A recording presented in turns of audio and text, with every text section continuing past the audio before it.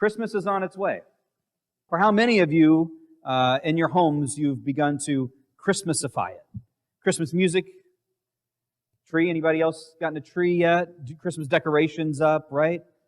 It's that time of year. We're building anticipation for one of our favorite times of the year. At least it's one of my children's favorite times of the year. They get very, very excited about Christmas, as most children do.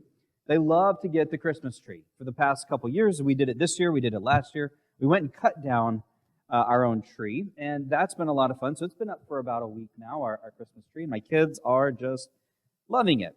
They love decorating the tree. I couldn't care less about decorating the tree. I have nothing to do with decorating the tree. They enjoy it, so I let them do it. They love Christmas music, so we listen to Christmas music, although in my house, there's a rule, not before Thanksgiving, of course, right? I'm sure a lot of people have that rule. Just too long if you begin before Thanksgiving. I know some of you are going to disagree with me, and that's okay. You can be wrong, and we can still be brothers and sisters in Christ. My children, my family love everything about Christmas, and for good reason. Christmas is a joyful time of the year.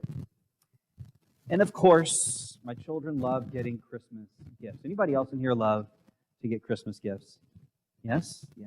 It's okay to admit that. It's okay to admit that. Anybody love giving Christmas gifts? Yeah, good.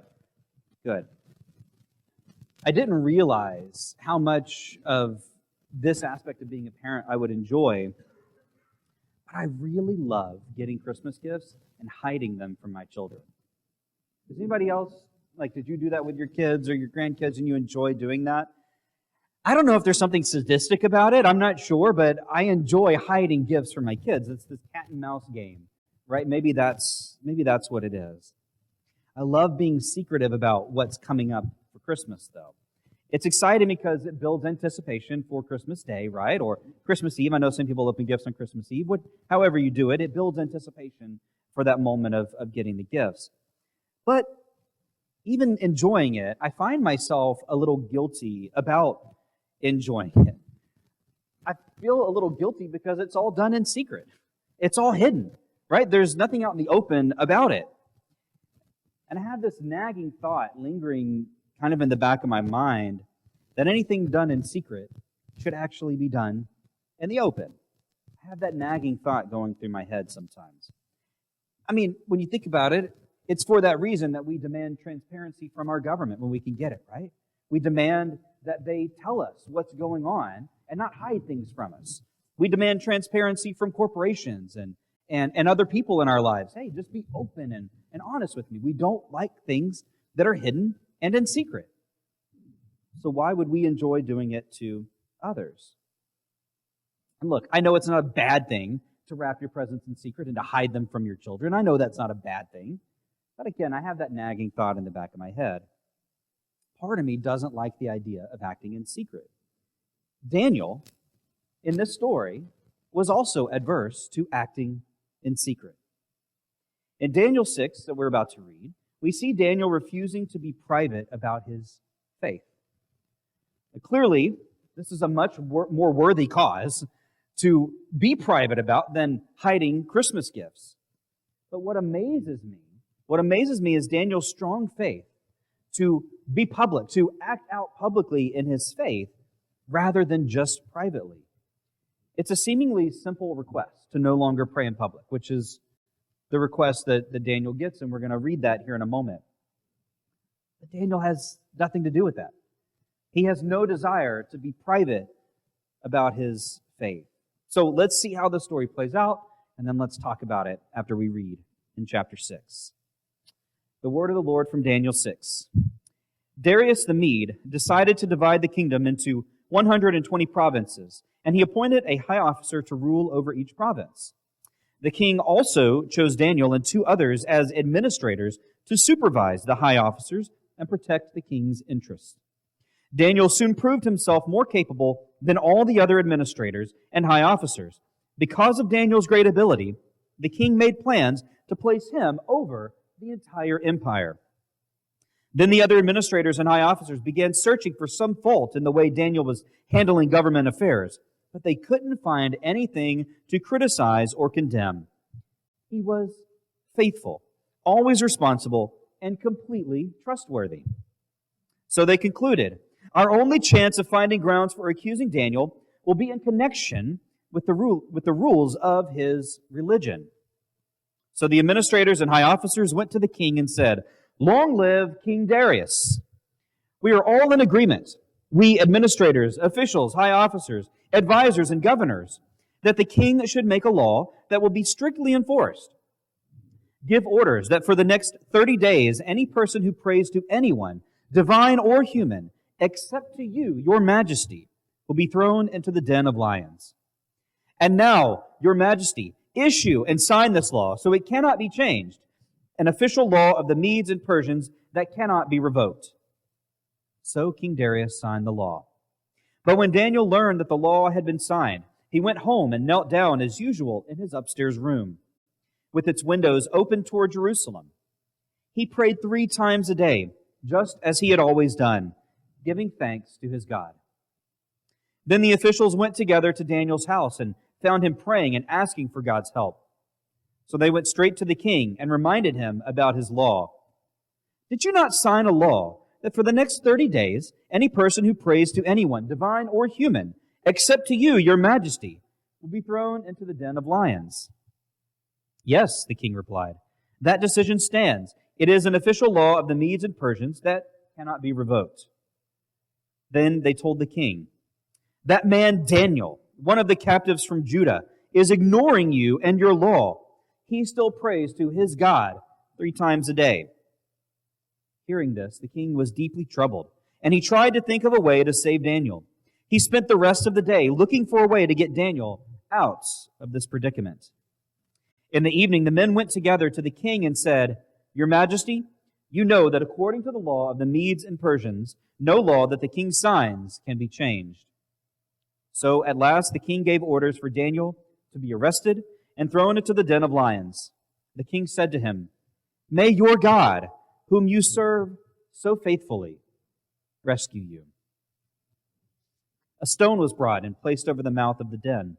The king sealed the stone with his own royal seal and the seals of his nobles, so that no one could rescue Daniel. Then the king returned to his palace and spent the night fasting. He refused his usual entertainment and couldn't sleep at all that night. Very early the next morning, the king got up and hurried out to the lion's den. When he got there, he called out in anguish, Daniel, servant of the living God, was your God, whom you serve so faithfully, able to rescue you from the lions? Daniel answered, Long live the king. My God sent his angel to shut the lions' mouths so that they would not hurt me. For I have been found innocent in his sight, and I have not wronged you, your majesty. The king was overjoyed and ordered that Daniel be lifted from the den. Not a scratch was found on him, for he had trusted in his God. Then the king gave orders to arrest the men who had maliciously accused Daniel. He had them thrown into the lion's den, along with their wives and children. The lions leaped on them and tore them apart before they even hit the floor of the den. Then King Darius sent his message to the people of every race and nation and language throughout the world. Peace and prosperity to you. I decree that everyone throughout my kingdom should tremble with fear before the God of Daniel. For he is the living God, and he will endure forever.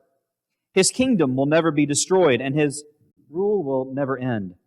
He rescues and saves his people. He performs miraculous signs and wonders in the heavens and on earth. He has rescued Daniel from the power of the lions. So Daniel prospered during the reign of Darius and the reign of Cyrus the Persian. We could just stop there and let that be the sermon. It's such a good story, but I do want to make a few comments about it. I want to talk about standing firm in faith in the midst of that, in the midst of a lion bearing its inches long, sharp teeth, and how Daniel never backs down. As I was just speaking a few minutes ago, this story, Daniel, is remarkable because of his willingness to not back down.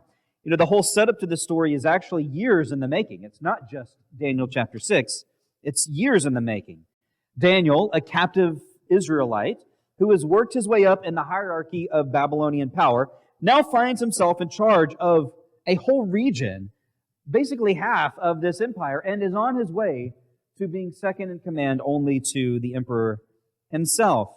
His rise in power can be clearly seen in the other chapters where Daniel distinguishes himself from the other candidates, right? You can think back to very early on when he was in captivity, and the story of him choosing to eat only vegetables and drink water instead of gorge himself and dine on the richest foods that the king has to offer. No doubt some of the personality that he demonstrates here, his willingness to stand firm in his faith, endeared him to the kings of Babylonia under which he served. I imagine Daniel was a sort of a no-nonsense person.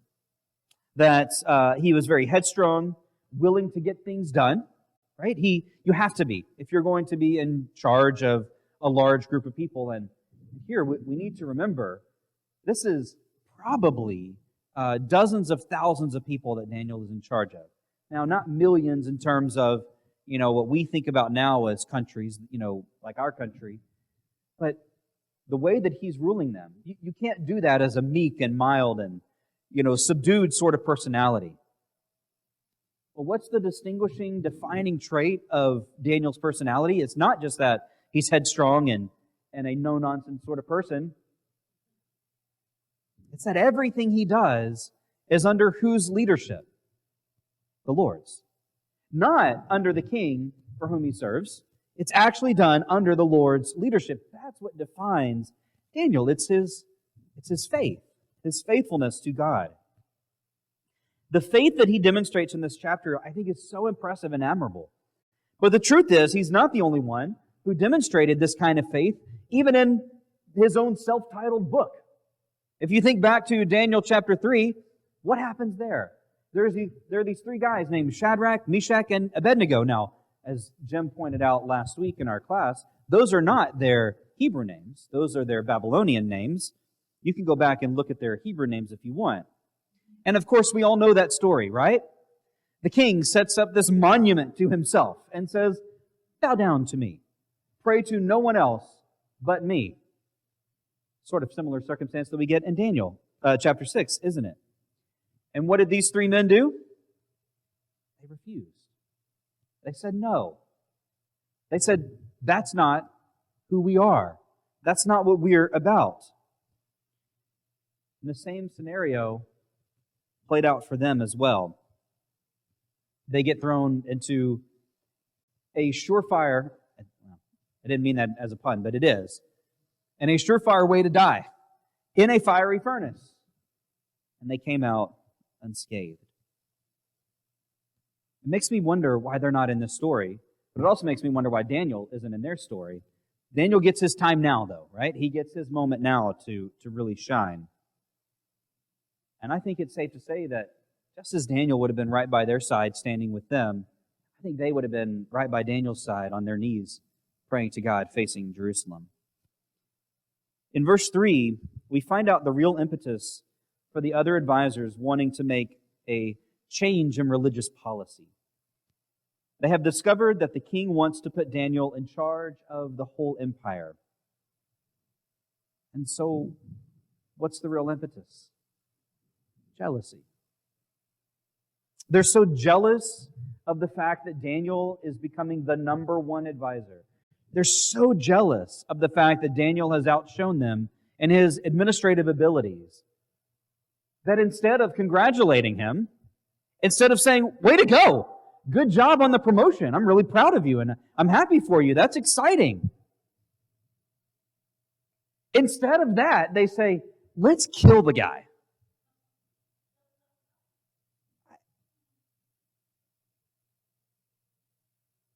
It's all about power, right? This comes down to a desire to hold on to power.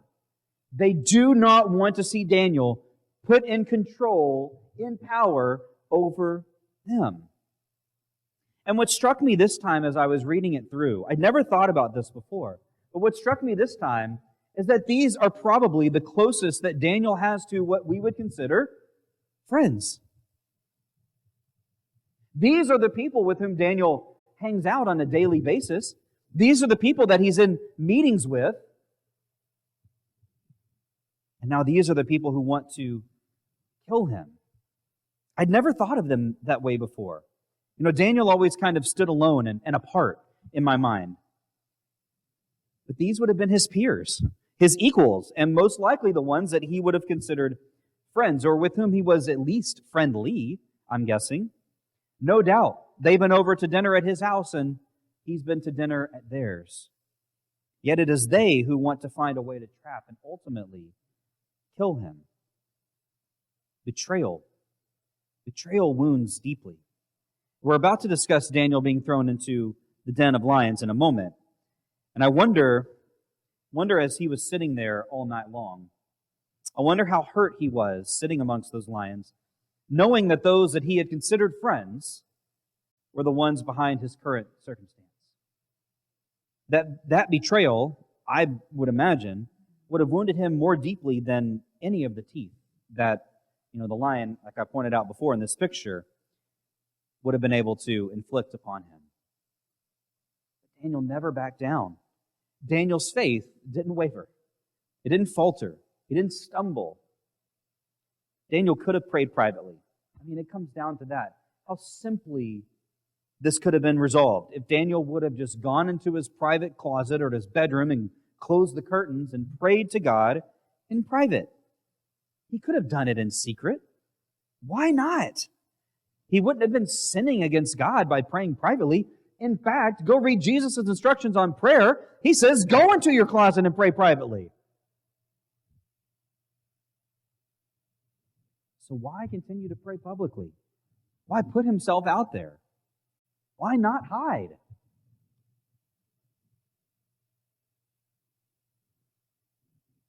Again, we have to think about it this way.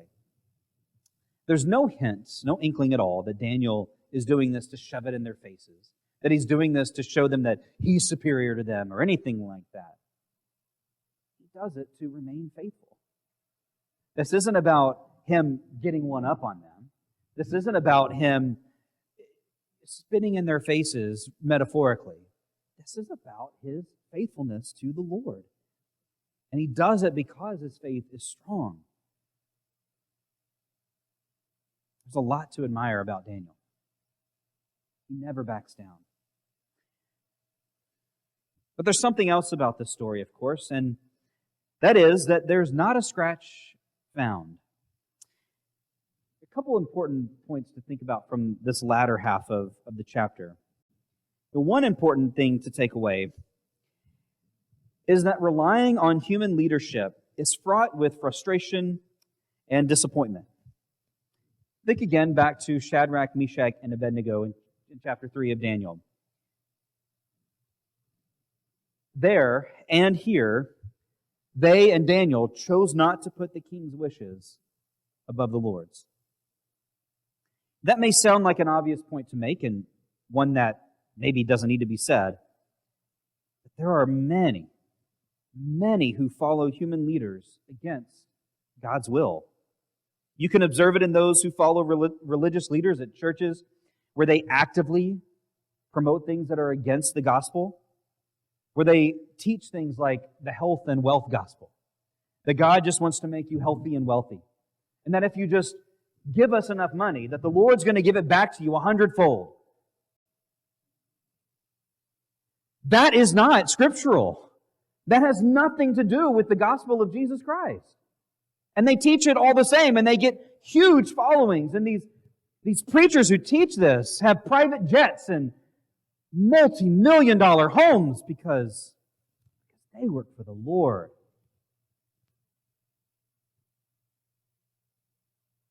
Following human leaders is fraught with frustration and disappointment. We also see it in political leaders as well. Church people have, on more than one occasion, looked to the leadership of a politician and followed them when their behavior and choices do not match at all what the Lord desires of His people. Placing our hope, our faith in any earthly leader is a doomed endeavor from the beginning. It will not work out. And it's not that there are never good human leaders. There certainly are. There have been men and women, both, who have been good leaders. But each one is flawed. And to follow them blindly, to follow them unquestioningly, is a failure on our part. Only the Lord and His instructions are truly worthy of our faith and our hope. The major point of this section, I believe, is, of course, that Daniel's amazing faith in the face of what happened appears to be certain doom. There was no struggle. Daniel didn't fight back, or at least we have no evidence of that in the story itself. We didn't see Daniel whip out his sword or his guns in the name of God to defend his right to pray, although he could have done that.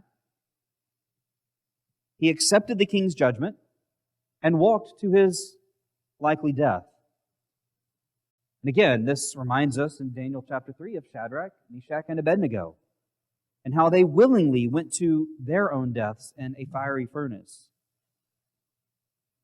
These stories show us the depth of faith that these people have, but they fulfill another important role for us as well. They also prefigure the one who is to come, who not only willingly walks to his own death, but whose death actually comes to be the salvation of everyone else. Isaiah 53:7, I think, says it best. He, of course, being Jesus, was oppressed and treated harshly, yet he never said a word. He was led like a lamb to the slaughter, and as a sheep before the shearers, he did not open his mouth. In the stories in Daniel, each of the four men are saved by God. Jesus wasn't so lucky on the cross. Though he cried out for help that he desperately desired, none was to be had until 3 days later, of course, when he was raised again.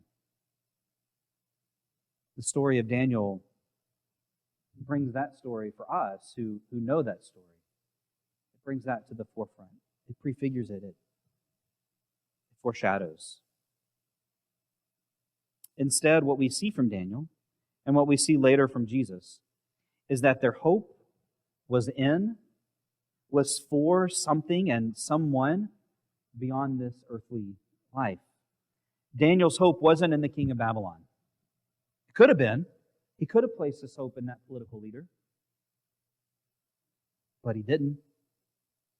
His ultimate concern wasn't for his safety, wasn't for his well-being. It was in the Lord's will being done. And for Daniel, that meant continuing to pray, even publicly. Even when he could have done it in secret and not sinned against God, Daniel continued to be faithful to the Lord. So to close out today, a couple of things to think about. I love this story so much. A couple of things to take away, though. What challenges do we face to demonstrate our faith in God? What challenges do you face on a daily basis at work, at school, at home, to remain faithful to God, to demonstrate your faith? At work, when someone belittles Christian faith or makes fun of those who would believe in something so silly as God, what do we do? Do we chuckle along with the joke? Do we keep silence when those things are said? Or do we stand up for ourselves and say, well, you know, I'm a Christian. And you don't have to believe the way that I do. But I'm a Christian, and I'm happy and proud of that. What does it look like to demonstrate our faith? And where do we face those challenges in our lives? And then the second thing to think about, have you placed your hope in anything or anyone other than God? We do that sometimes. We place our hope in flawed humans. What would it be like if we stopped doing that? How would the church be different if we stopped placing our hope in flawed humans, be they religious leaders or political leaders or whoever, what would it look like if we stopped doing that? So where do you place your hope? Is your hope in God and in no one and nothing else? There's good news in Daniel chapter 6. There's obviously a lot more to talk about there. There's a lot in that story to go through, but that's what you get from me this morning.